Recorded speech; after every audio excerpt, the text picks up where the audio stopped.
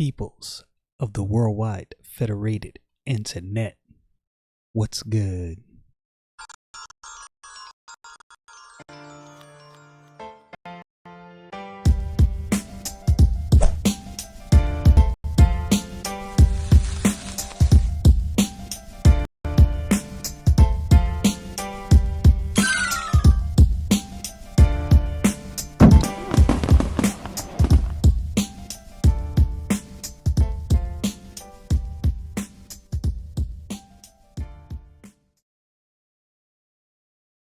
So here we go, coming to a close in the book of Genesis.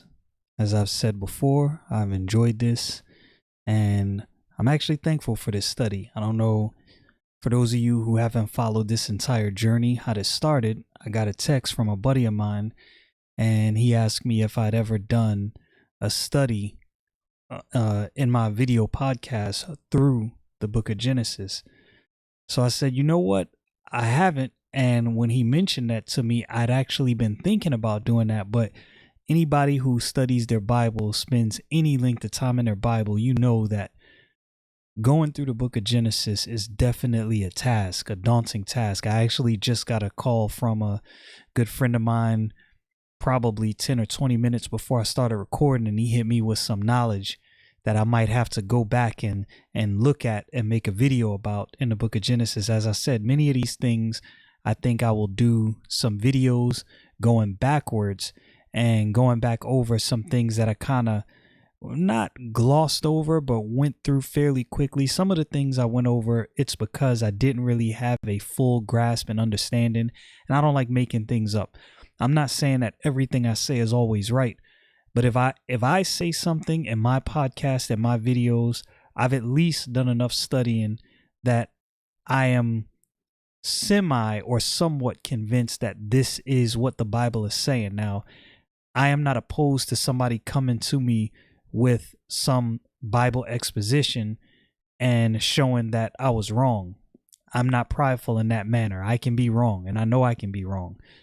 But that's how this all started. So I decided, I was already thinking about it. He mentioned it, and I decided to go through the book of Genesis, and it's been enjoyable. But without further ado, Genesis chapter 50. Let's get into this. All right. Verse 1. And Joseph fell upon his father's face and wept upon him and kissed him. What's interesting about this is, in the society we live in today, it is often seen as a sign of weakness if a man weeps.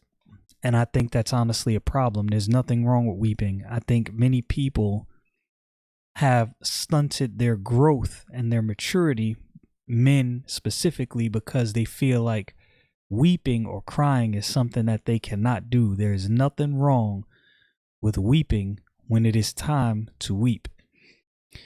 And Joseph commanded his servants and physicians to embalm his father, and the physicians embalmed him. What's funny is there's always this assumption that in ancient days there were so many things that they didn't know, which granted there were things that they didn't know, things that had yet to be discovered. But I think these people thousands of years ago understood much more than we give them credit for. We just assume that there's so many things they didn't know, and I don't think that's the case. But I looked up that word right there that's used for embalm, and that word, the Hebrew word, is shalnet, a primitive root to spice, by implication to embalm, also to ripen, embalm, put forth. And the English definition of the word embalm is to open a dead body, take out the intestines, and fill their place with odoriferous. That's one of those words that you don't really use often. And spices and drugs to prevent its putrefaction. So it's interesting that even back when, they understood the idea of embalming. And I mean, that's not really some advanced, way advanced science that couldn't have been understood. But still, you would think, according to modern science and what we are told, if you go back thousands of years, that people knew nothing. We still have no idea who exactly created the pyramids. We have guesstimations. We don't know exactly and how they did it. So who knows? Verse 3, and 40 days were fulfilled for him, for so fulfill the days of those which are embalmed, and the Egyptians mourned for him 60 days. This is a lot of mourning. And I think it's interesting that they took time to mourn. Again, this is something that we have this impression and this idea in this day and age that somebody dies and you just get over it. You're just happy and you just move on. Nah, this is definitely a sad occasion, and there's nothing wrong with being sad. There's nothing wrong with acknowledging that, something happened that was really upsetting, and we need some time to deal with this. I think this new age idea of not dealing with situations like this and giving yourself time to mourn, I don't think that's healthy, in my personal opinion. I'm no psychologist, but I just know what I think, and I don't think that's healthy at all. And when the days of his mourning were past, Joseph spake unto the house of Pharaoh, saying, if now I have found grace in your eyes, speak, I pray you, in the ears of Pharaoh, saying, my father made me swear, saying, lo, I die in my grave, which I have digged for me in the land of Canaan. There shalt thou bury me. Now therefore let me go up, I pray thee, and bury my father, and I will come again. And Pharaoh said, go up and bury thy father according as he made thee swear. Now, when I read this, I was like, why didn't Joseph go directly to Pharaoh and ask him this question? I don't have the answer to that. I don't know exactly. But that's definitely something that I think to myself, that's kind of odd, because Pharaoh said that there was none in all of Egypt with more authority than Pharaoh, and his second in command is Joseph. So why didn't Joseph go to him directly? I don't know. I'm telling you, I don't know. And another thing we see in verse 5 and 6 is the respect level that is displayed for elders. There's many cultures where elders are respected. Unfortunately, in the United States, to those of you who listen to me from other countries, I don't know how this goes in your country, but I know in the United States, among many subcultures in the United States, elders are not respected at all. And this is something that is foreign to the way this was intended. Again, in my opinion. And looking at this, I can see where Pharaoh at least had enough respect for the patriarch of this family that he was like, no doubt, if your father made you swear to do this, go ahead and make that happen. Get that done. Verse 7, and Joseph went up to bury his father, and with him went up all the servants of Pharaoh, the elders of his house, and all the elders of the land of Egypt, and all the house of Joseph and his brethren, and his father's house. Only their little ones and their flocks and their herds they left in the land of Goshen.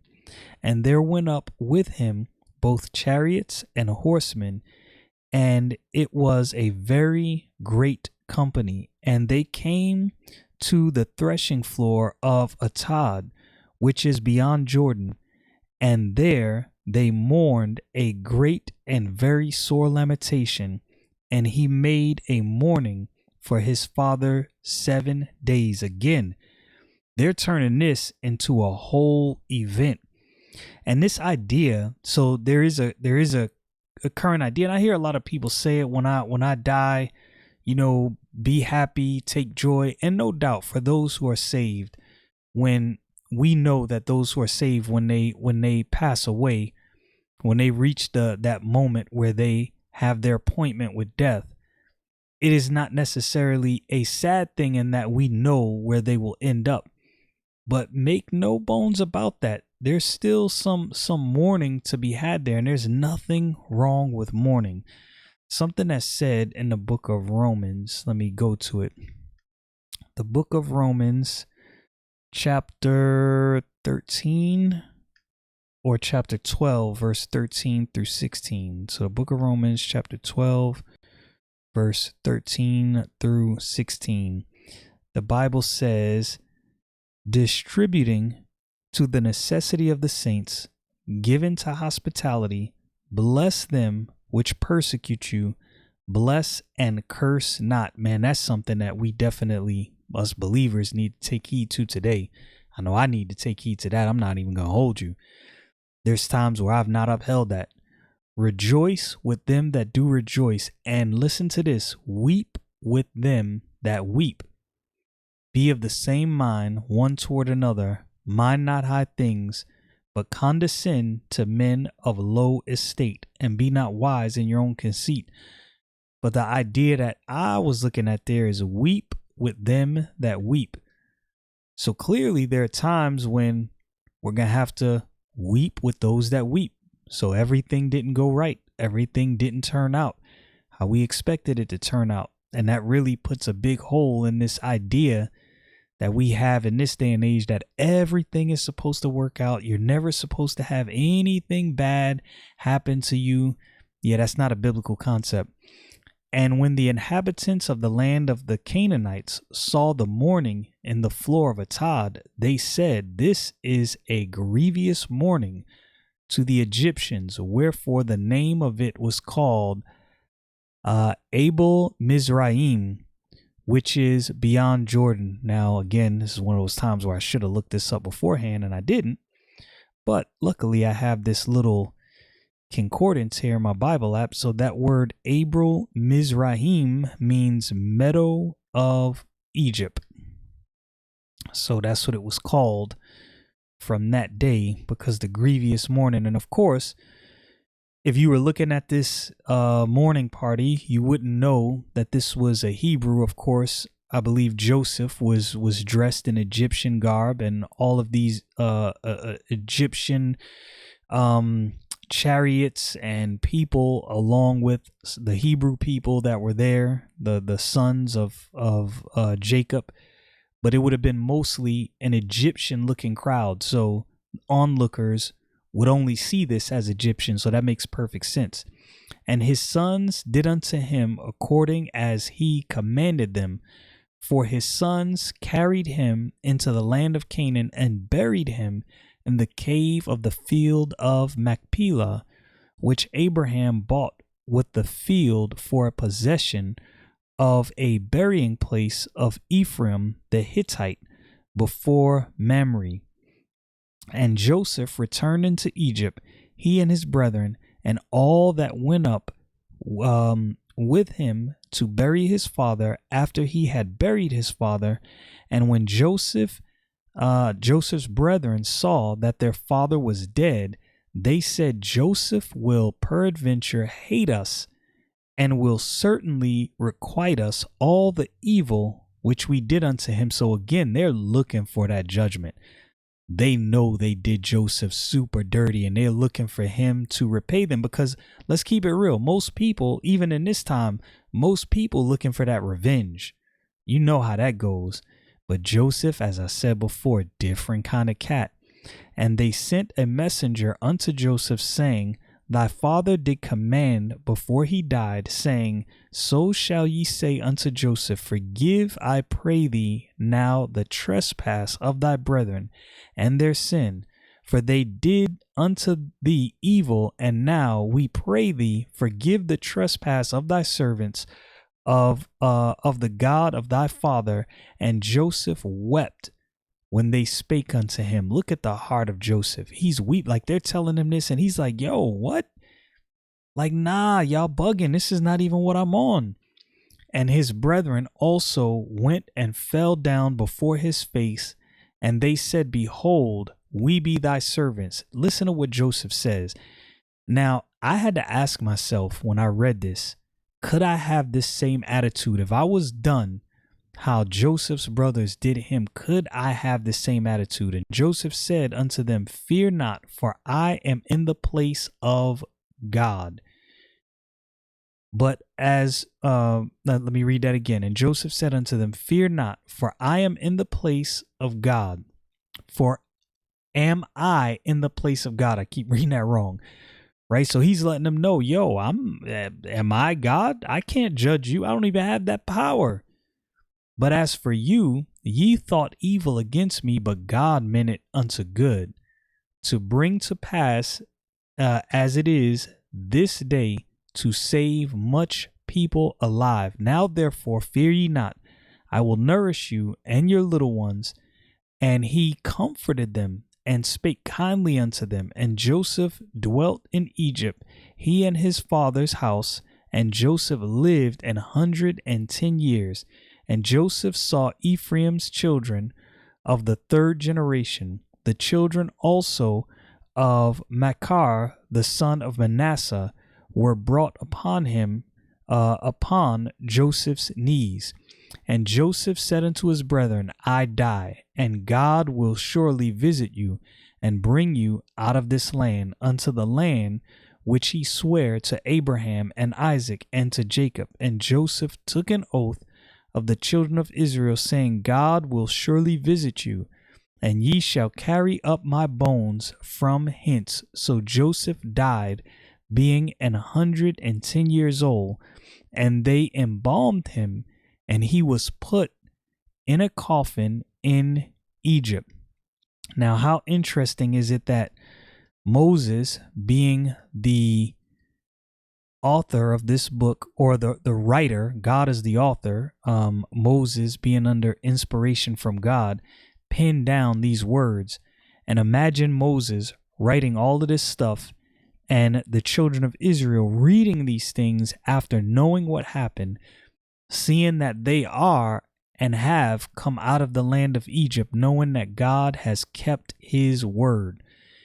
If you had all of the miracles and the things that were done in the sight of the children of Israel, how would you serve God? What would you do different?